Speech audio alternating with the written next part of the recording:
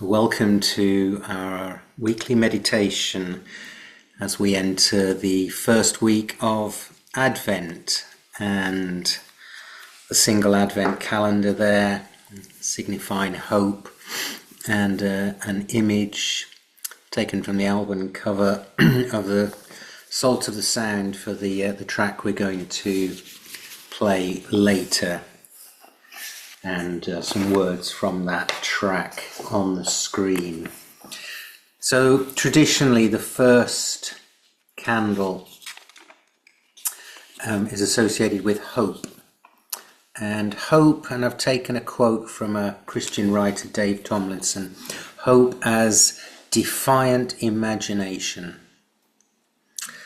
against a backdrop of a world that seems to be so filled with brokenness and sorrow that it would be easy to lose ourselves in grief, to be paralyzed by the enormity of suffering, to feel our hearts squeezed tight with hopelessness. But let's remind ourselves that these feelings we are not our feelings. Feelings like this are signals, not sinfuls, as somebody said to me the other day. Signals, not sinfuls. There's nothing wrong with feeling as we do. These are telling us that something's not right, and is there something we can do? Well, tonight, this week, engaging in this meditation is perhaps part of our practice. So, going through our ritual, our routine, we adjust our posture, we adjust our gaze, doing what works best for us, finding a comfortable place, feeling the connection with our feet, resting our hands where they lie best. And we gently bring our attention to our breath as we consciously and intentionally take a deep breath in through the nose and let go, exhaling it through the mouth. And we repeat that.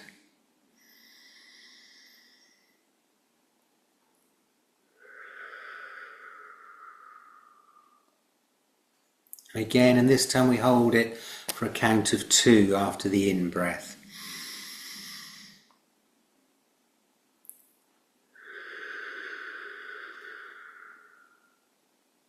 And again.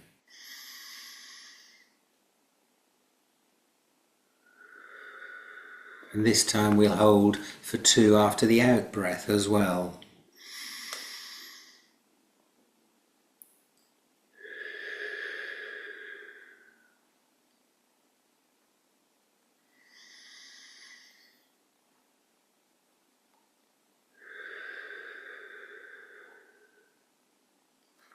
So continue with that pattern for another minute or so, breathing in through the nose, hold for 2, out through the mouth, and hold for another 2.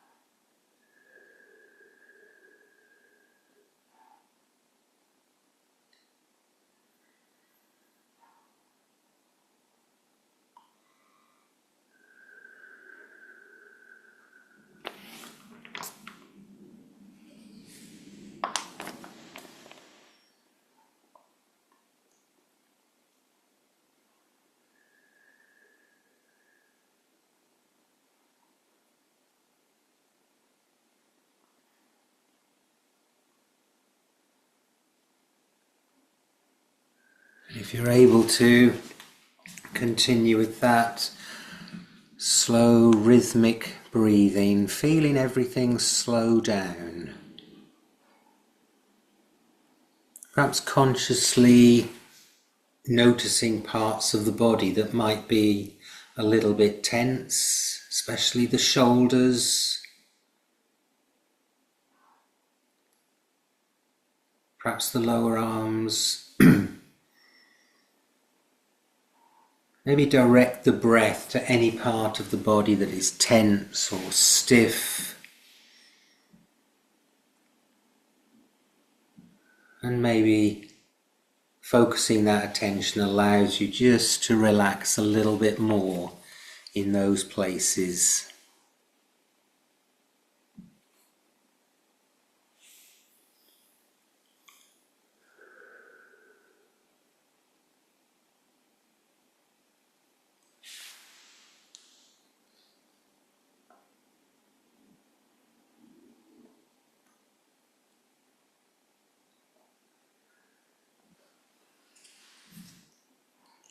And then cast the gaze inward and just discern whether there are any feelings or emotions that are tense. Anything that's occupying, anything that's concerning.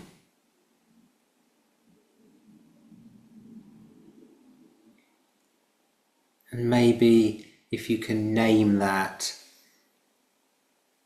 and then gently relax and loosen its hold on you.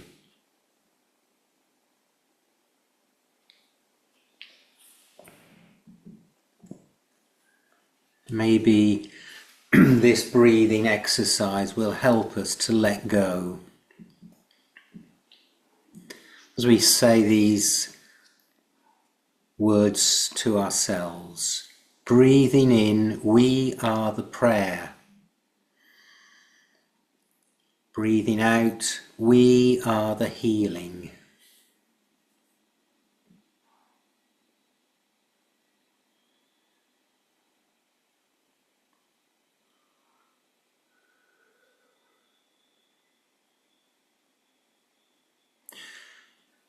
Breathing in, we are the love.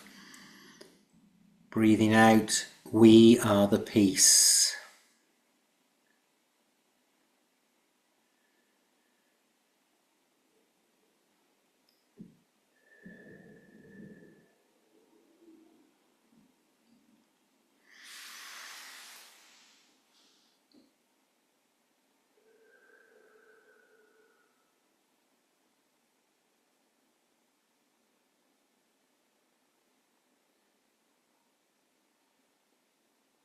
Breathing in, we are the hope. Breathing out, we are the justice.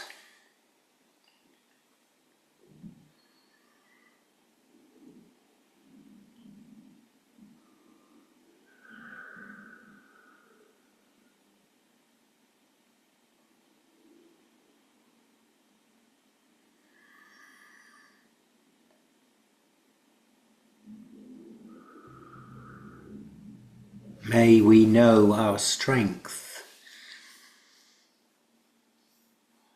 May we be filled with courage.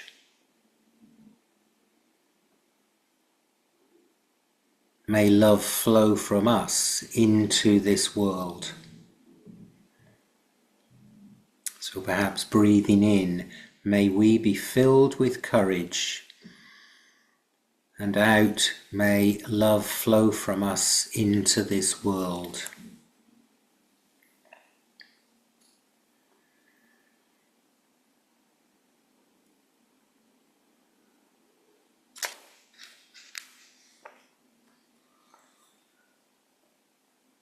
And as we continue to perhaps to particularly focus on breathing in, we are the hope, just some thoughts from different authors, starting with perhaps the opposite of hope, the state of despair, in which the future is seen as nothing but bleak. Nick Cave, the singer-songwriter who I've mentioned before, and who tragically two of his two sons died at a young age, says, hopelessness is an experience whereby a person's sight is set in one direction. Who says, I'll be happy if such and such happens. But when we can only imagine one way to be happy, we don't recognize the fullness, possibilities of the moment. And if that one way is taken away, we collapse.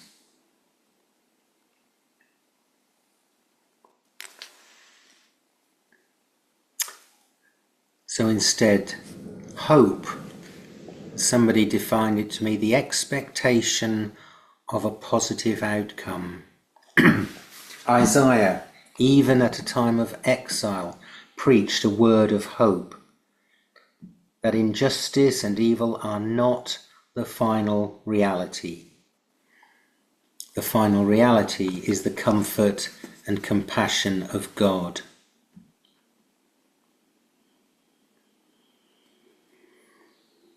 Walter BRUEGGEMANN, a recently departed Old Testament scholar, said hope is not a vague feeling that things will work out. Rather, hope is the conviction, against a great deal of data, that God is tenacious and persistent in overcoming the deathliness of the world. God intends joy and peace.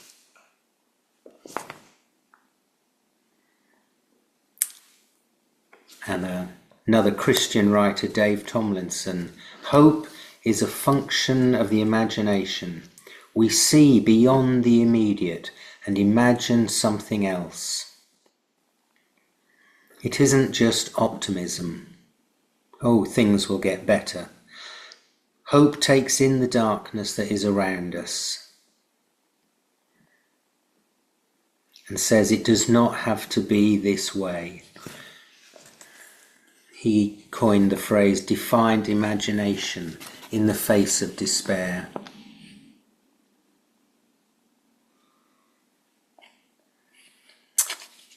And thirdly then, how does this inform the present? If that's about looking to a future, how does this inform the present? Nick Cave again says, hope is a way of seeing time and understanding the present. It's a way of tasting and receiving this moment. Hope sees all the alternatives. It recognizes and creates an alternative consciousness. A person who can see the moment fully is never hopeless.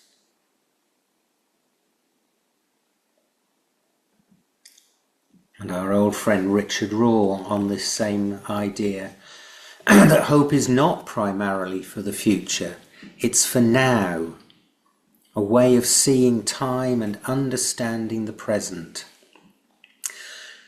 It gives us the capacity to enter into the future in a new way. We could call hope true realism, because it takes seriously all the many possibilities that fill the moment.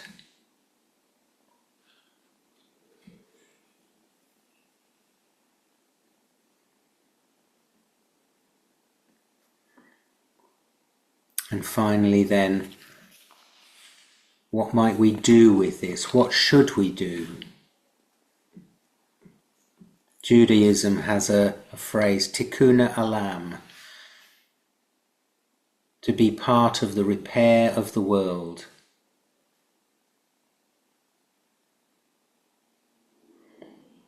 So Nick Cave, this prevailing message of hope, he believes our actions reverberate in ways we will never know. Having been literally through hell himself, it means something when he says, the luminous and shocking beauty of the everyday is something I try to remain alert to, if only as an antidote to the cynicism and disenchantment that seem to surround everything.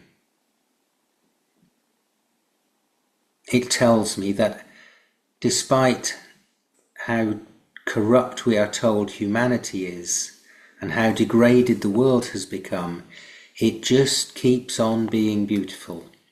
It can't help it.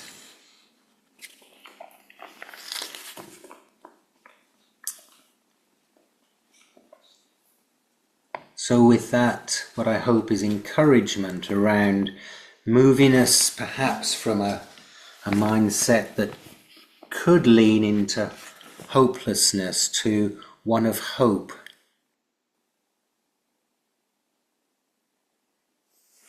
We'll go with music of Salt of the Sound. On holy ground, there's a light that is dawning, full of love, that is coming for you. In the silence is where I'm found, when I find myself with you.